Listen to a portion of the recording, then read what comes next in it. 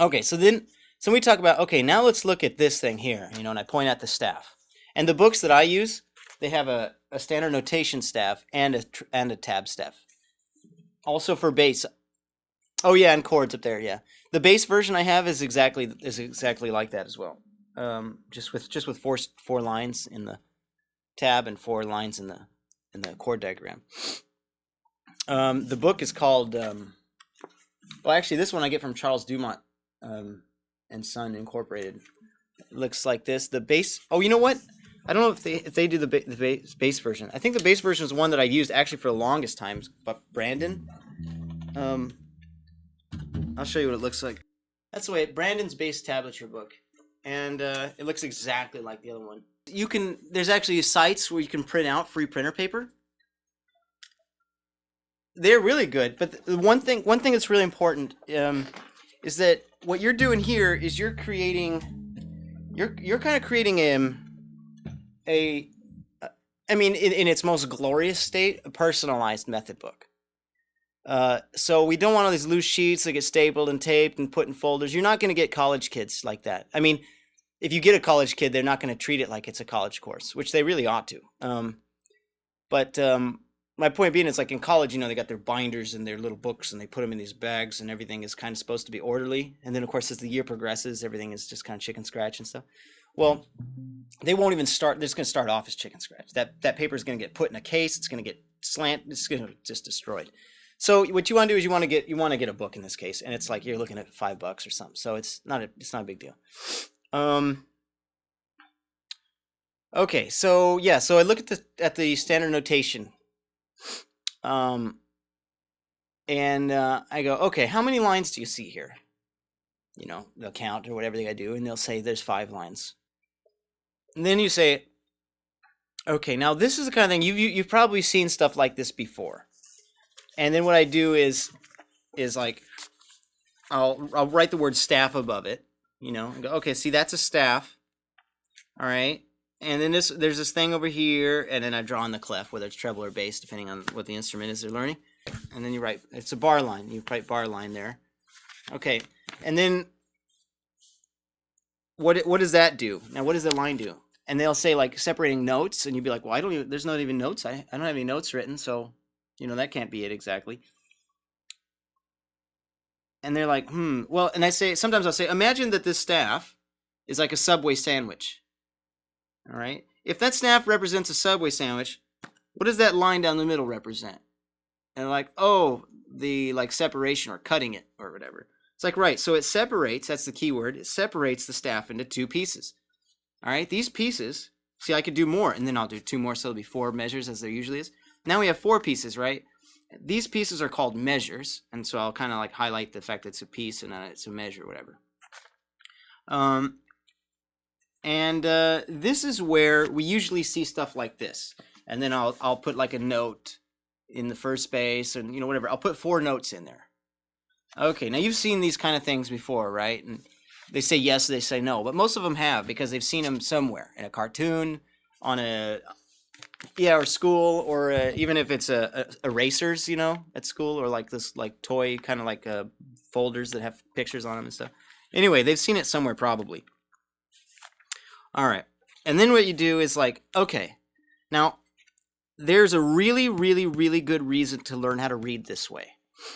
All right. There's a few reasons. One is it tells you what notes to play, although we haven't learned that yet. It tells you the duration or how long to play them, like the rhythm.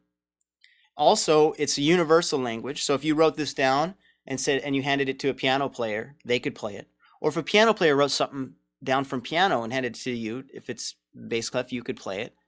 If people can transpose or whatnot, you can hand this to any instrument, meaning that this is a language that you can use with people who play other instruments, and you will all understand.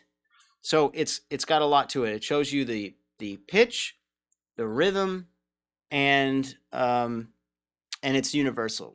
All right, but there's a downside to reading this way, and it has a greater learning curve.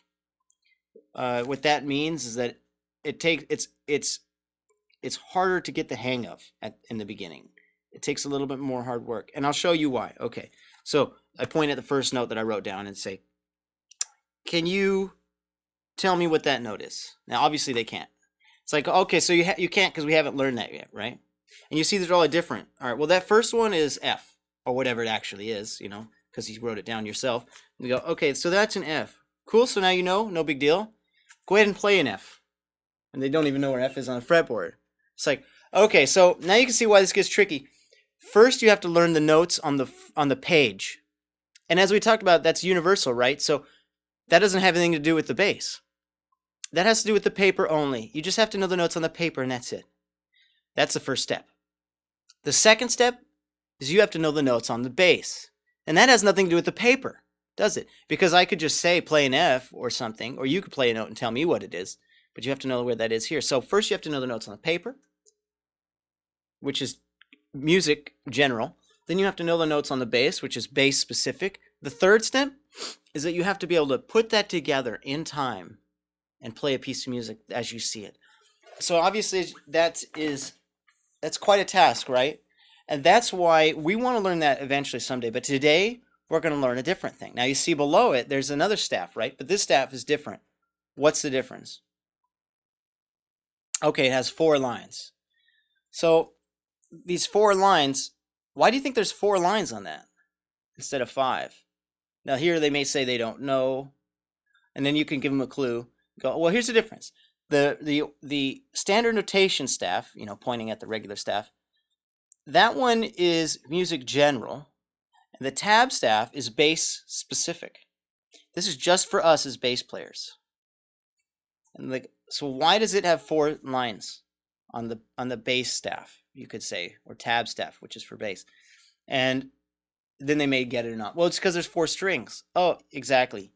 And then what I'll do, and I'll say, you see, the tab staff is like a picture of the bass, really. I'll go over to the beginning of the staff, like, you won't see it because it'll probably be blurry, but, oh yeah, okay. So see where it says tab right here?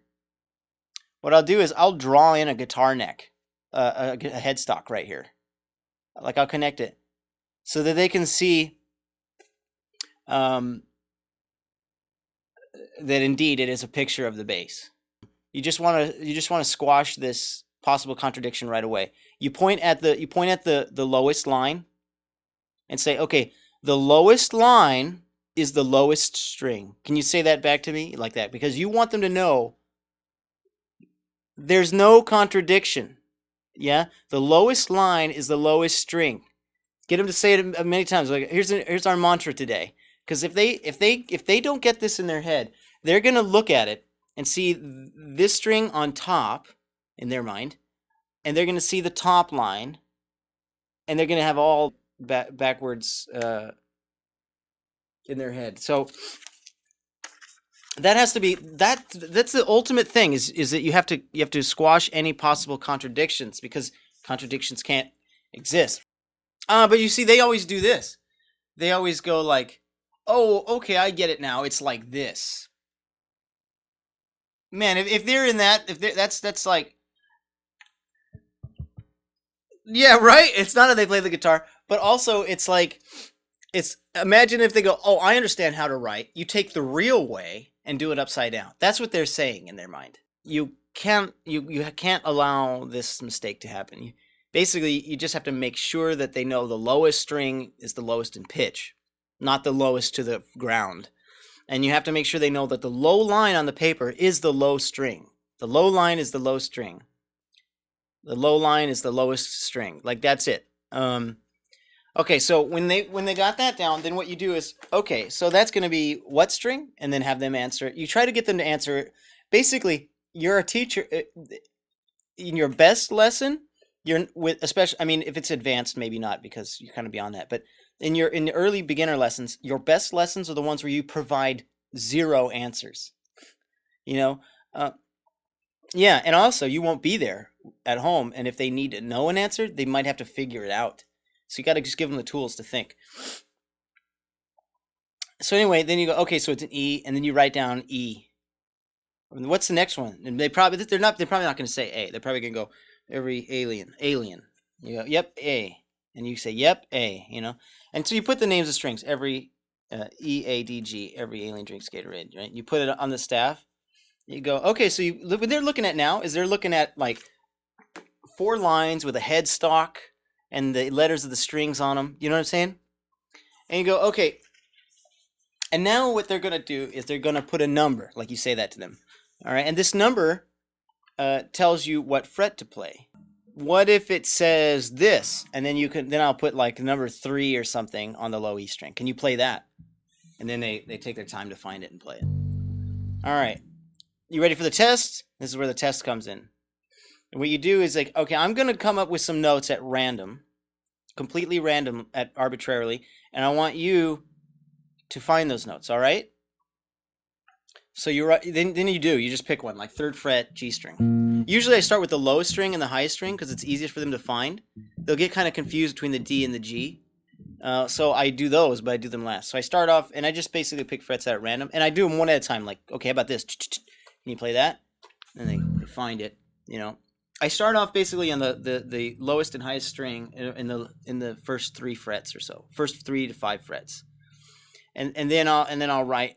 You know, after a few examples, I'll write one on the D string, 2nd fret, or something. Sorry, the A string, 2nd fret, and then I'll write one maybe on the 7th fret. And I never really go beyond that in the beginning, for kind of a reason. It's kind of interesting in a moment. So I end with the 5th and 7th fret area. Anyway, it's like, okay, cool. So now you know how to read tab.